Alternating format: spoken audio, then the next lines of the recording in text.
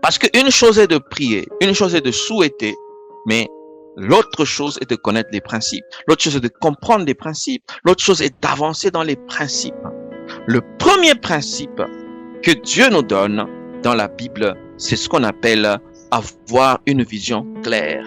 Avoir une vision claire de là où nous allons, avoir une vision claire de sa propre vie, avoir une vision claire de ses objectifs, avoir une vision claire de ce qu'on comprend par rapport à la vie. Moi, je définis la vision tout simplement comme là où tu veux aller. La vision, elle est simple.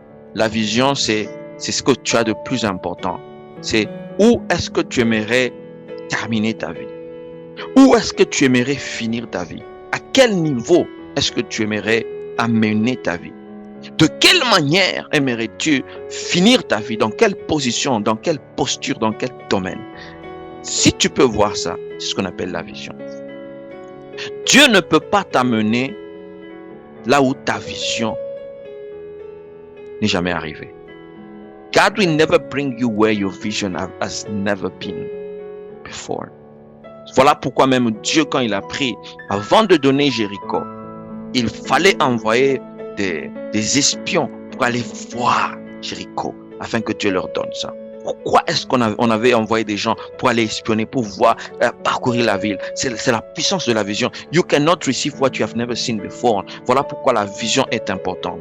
Et la Bible dit dans Proverbe chapitre 29, verset 18 que quand il n'y a pas de vision, le peuple va sans frein. Le peuple vit dans le désordre. Ça, c'est français courant. Qui dit que le peuple vit dans le désordre lorsqu'il n'y a pas de vision. Quand il n'y a pas de vision, tu vis dans le désordre. Ta vie n'a pas une vraie orientation. Voilà pourquoi il y a des gens qui ils touchent à ceci, ils touchent à cela, ils touchent à ça. Pourquoi? Parce que la vision n'est pas stable. Que Dieu te donne une vision. Alléluia. La vision. Et une vision. Tu as prié pour le progrès, c'est une bonne chose. Mais est-ce que quelle est ta vision pour le progrès? Où est-ce que tu aimerais finir ta vie? Où est-ce que tu aimerais finir ta carrière? Dans quel domaine est-ce que tu aimerais finir? À quel niveau? Peut-être qu'aujourd'hui tu vis dans une pauvreté abjecte, mais tu peux voir demain et commencer à te préparer. Voilà pourquoi la vision seule ne suffit pas. En dehors de la vision, il y a maintenant la discipline. La discipline, elle est importante. Moi, je me dis que il y a un homme de Dieu qui disait que la discipline parle plus fort même que la prophétie. Et l'indiscipline aussi crie plus fort que la prophétie. Parce qu'il suffit de voir une personne indisciplinée pour pouvoir savoir comment elle va finir sa vie.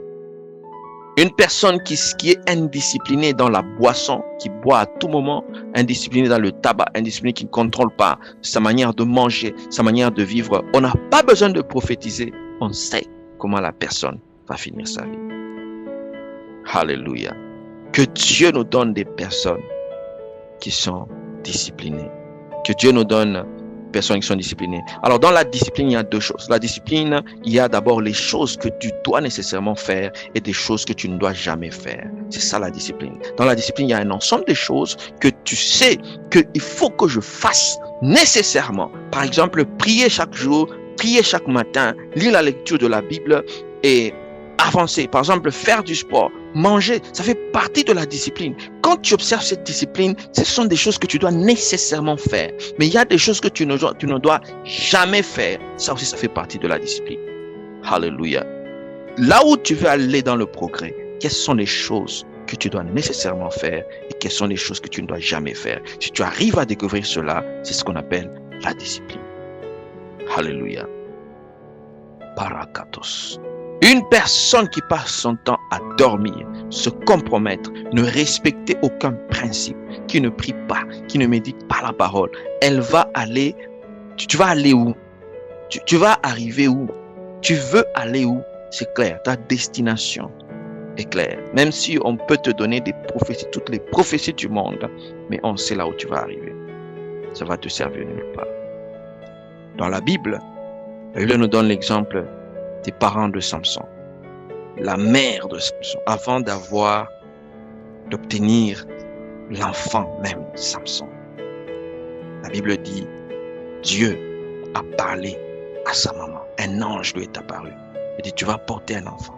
Mais cet enfant, pendant tout le long de sa grossesse, tu ne devras pas jamais prendre même une seule goutte de vin. C'était un appel à la discipline. Cet enfant qui était le résultat des prières pendant 40 ans, Israël a prié pour avoir un sauveur. Israël a prié pour avoir quelqu'un qui allait les délivrer de la main des Philistins. Pendant ce temps-là, Dieu a prévu de répondre à la prière par la discipline. Si la maman de Samson est capable de garder la discipline, de ne pas prendre du vin, même une goutte, pendant tout le processus, pour les 9 mois de la grossesse, alors seulement cet enfant va naître. Il y a des naissances qui sont les résultats de la discipline.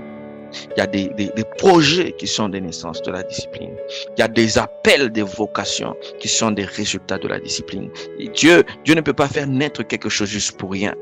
Il y a des grandes destinées sont l'objet des grandes disciplines. Là où tu veux aller, très loin. Même d'ailleurs, on dit que les grands entrepreneurs, des grands inventeurs, la plupart d'entre eux, ils se sont même pas mariés pour rester dans la discipline, de se concentrer, de se focaliser. La discipline, c'est ça qui fait des personnes. Il y a des personnes pour développer même l'onction, pour les porter à un certain niveau. Il y a des disciplines qu'ils ont observées. J'avais lu un livre dans lequel on explique qu'un homme de Dieu avait passé près de 10 ans en train de prier, jour pour jour. Prier pour le réveil d'une nation, prier pour le réveil d'une ville. Et il ne se libérait pas. Il priait, il passait son temps là-bas, dans sa chambre, il priait, il passait son temps là-bas, dans sa chambre, jusqu'à ce que les disciplines ont porté leurs fruits. La discipline, c'est un principe important. Que Dieu nous donne la discipline. Le troisième principe, c'est le travail. Le travail, on dit que le seul endroit dans la Bible où le mot succès vient avant travail, non, le seul endroit où le mot succès vient avant travail, c'est dans le dictionnaire, mais pas dans la réalité. Dans la réalité, le succès vient toujours après le travail.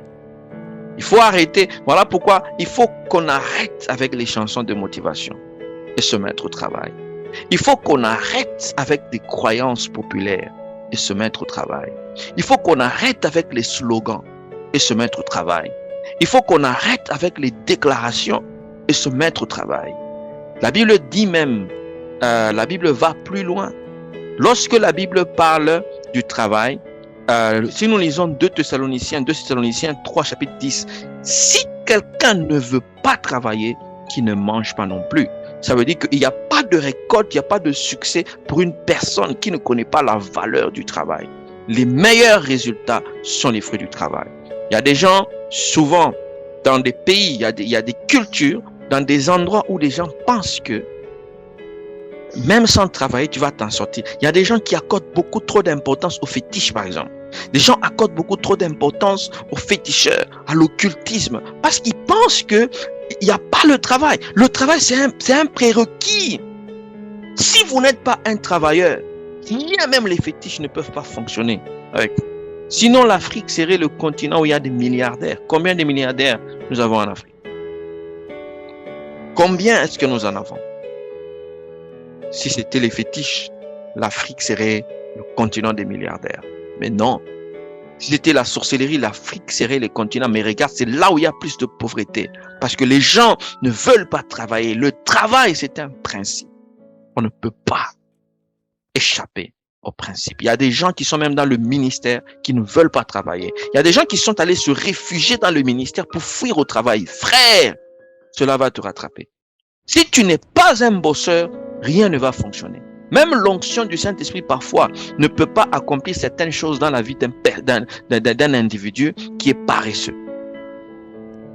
Voilà pourquoi que Dieu nous donne des personnes qui comprennent la valeur du travail. Pour faire des progrès évidents, il faut travailler. Frère, là où Dieu t'a placé, travaille. Ma sœur, là où Dieu t'a placé, travaille. Fais travail de sorte que tes progrès soient évidents. Même si Dieu t'a donné une petite idée, bosse et travaille pour faire de ça quelque chose de glorieux, quelque chose de grand. Dieu t'a donné au début de ta carrière, tu peux commencer quelque part. Tu peux commencer quelque part comme ouvrier. Mais travaille, c'est le travail. Dieu bénit le travail. Dans la Bible, on dit, je bénirai l'œuvre de tes mains. Il faut que tu aies quelque chose dans les mains pour que Dieu puisse bénir. Dieu bénit le travail. Quand tu fais le travail, la promotion vient. Quand tu fais le travail, la reconnaissance vient. Quand tu fais le travail, les opportunités viennent. Les portes s'ouvrent jusqu'à ce que tu vas te retrouver à un niveau où tes progrès sont évidents et incontestables. Alléluia. Merci Jésus. Et le dernier principe, pour terminer, c'est ce qu'on appelle le principe de la prière. Alléluia. La Bible dit que les adolescents se lassent et se fatiguent. Nous sommes dans Ésaïe.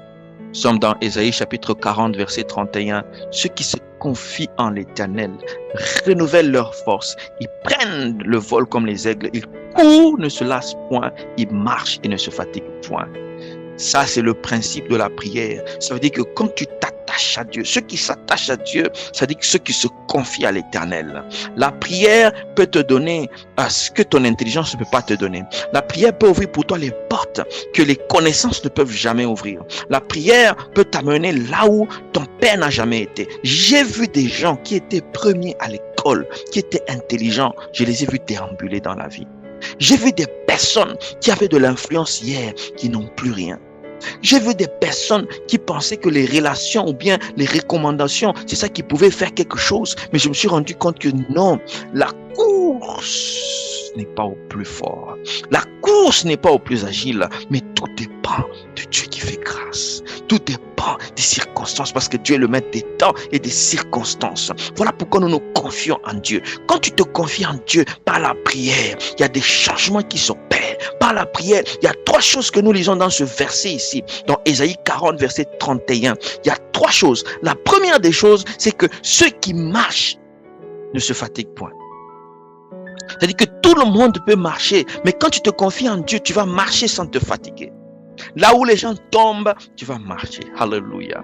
Là où les gens abandonnent, toi tu vas marcher. J'ai vu des gens abandonner. Mais j'ai jamais vu des gens se confier à Dieu par la prière et abandonner. Non. La deuxième des choses, c'est que ceux qui courent ne se lassent point. La première dimension, c'est la dimension de marcher. La deuxième dimension, c'est la dimension de la vitesse. Courir avec Dieu. Il y a des choses qui n'ont peut-être pas marché pour toi. Ou bien tu es dans la phase de marcher seulement. Je prie que Dieu te donne la vitesse afin que tu puisses courir. Que Dieu fasse courir les projets que tu as. Que Dieu t'introduise dans une nouvelle phase où ce que tu fais va commencer à courir, ou va commencer à prendre de la vitesse, va commencer à prendre de l'altitude, va commencer là où les personnes sont en train de marcher, que Dieu te fasse courir.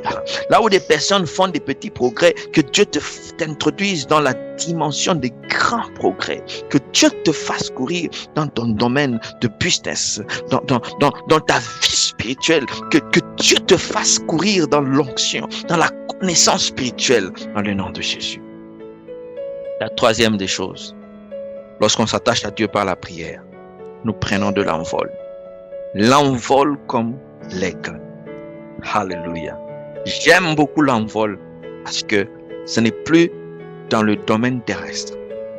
Lorsque l'on marche et on court dans la dimension de la terre. Mais lorsqu'on prend de l'envol, on court dans une autre dimension. Ça, c'est l'altitude. C'est une dimension la baraka. Une dimension atmosphérique. C'est une dimension, on s'élève au-dessus de l'environnement de la terre pour aller dans l'atmosphère de l'air. À cette dimension ici, il y a des choses qui se passent parce qu'on prend de l'envol comme de l'aigle. Notre vision change parce qu'on voit des choses autrement. Notre compréhension est ouverte parce qu'on comprend les choses autrement. Notre force augmente parce que l'aigle dans les airs, il est plus fort. Alléluia. Il peut soulever même des poids les plus lourds. Pourquoi? Parce qu'il est dans l'atmosphère. Je sais que Dieu est en train de faire entrer certaines personnes dans cette dimension-là. Dimension où tu prends de l'envol. Dimension où tu prends de l'atmosphère. Ta dimension de prière prend de l'atmosphère parce que tu voles. Ta dimension, ton business va dans la dimension de l'envol.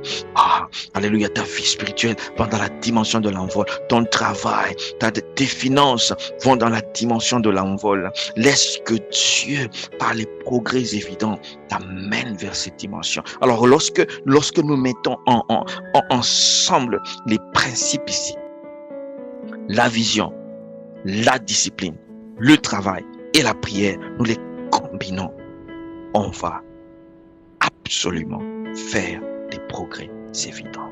Et les progrès seront incontestables. C'est ce qu'on appelle pro-copto. J'aimerais prier pour toutes les personnes qui traversent des difficultés, qui ont des problèmes. Je prie que Dieu, par ce message, puisse toucher votre vie, puisse transformer votre vie, puisse guérir votre vie, puisse impacter votre vie. Dans le nom de Jésus, Père, je prie ce matin pour toutes les personnes qui sont en train de struggle dans leur progrès, les personnes qui ne voient pas de progrès, les personnes qui n'arrivent pas à progresser. Je prie que Dieu, par ce message, leur vision soit illuminée. Par ce message, je prie que tu les boostes dans leur discipline spirituelle. Par ce message, Seigneur, je prie que tu leur donnes la force de travailler, que leur travail change et qu'ils prennent de l'envol dans la prière. Je prie que leur progrès soit évident et incontestable dans le nom de Jésus. Oh Dieu, par ton esprit, touche mon frère, ma soeur qui a suivi ce message. Au nom puissant de Jésus. Amen. Amen. Amen. Thank you. We are so excited. We are excited about life. We are excited about the message. We are excited about the word of God. Nous aimons la parole. Nous sommes excités par la parole. We love the word. We eat the word. We love it. Que Dieu vous bénisse là où vous êtes. Alors, si vous nous suivez de partout, vous êtes de n'importe quel endroit, vous pouvez nous écrire. Vous pouvez nous écrire dans les commentaires. Vous pouvez nous écrire. Vous pouvez vous connecter à ALM. Que Dieu vous bénisse et rendez-vous à la prochaine.